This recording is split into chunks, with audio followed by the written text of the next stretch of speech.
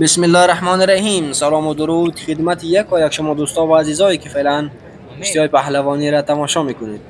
دوستان عزیز، مسابقات کمربند پهلوانی در ولایت بادغیس برگزار شده و شما مسابقه را که در تصویر میبینید، پهلوان سلطان احمد افغان با لباس سرخ و پهلوان احمد گل عرفان با لباس آبی روی فینال کمربند وزن 85 کیلوگرم وارد میدان مبارزه شدند تا کمربند پهلوانی را از آن خود بسازند.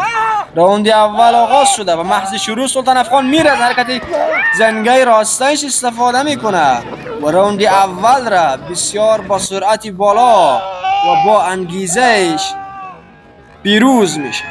شما در صحنه آیسته نگاه بکنید که چقدر قوی و چقدر با انگیزه بالا سلطان افغان رفت، از حرکت زنگه راستش استفاده کرد و راوند اول را به پیروزی رسید. راوند دوم مسابقه مجددا آغاز شده. ببینیم در این راوند احمد گل عرفان حرفی برای گفتن داره و یا هم مسابقه را واگذار خواهد کرد.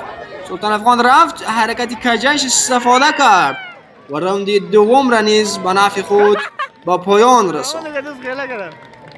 شما در صحنه آیسته یک نگاه داشته باشید که میره از حرکت کجش استفاده میکنه و در راوند دوم حریف خود این گونه مغلوب میسازد و قهرمان کمربند وزن 85 کیلوگرم سلطان احمد افغان از کلپی سیلا و پهلوان نسیم شاه این سخیزاده نیز دست سلطان احمد افغان را به نشانه پیروزی بلند میکند و قهرمان کمربند 85 کیلوگرم سلطان احمد افغان شناخته میشه.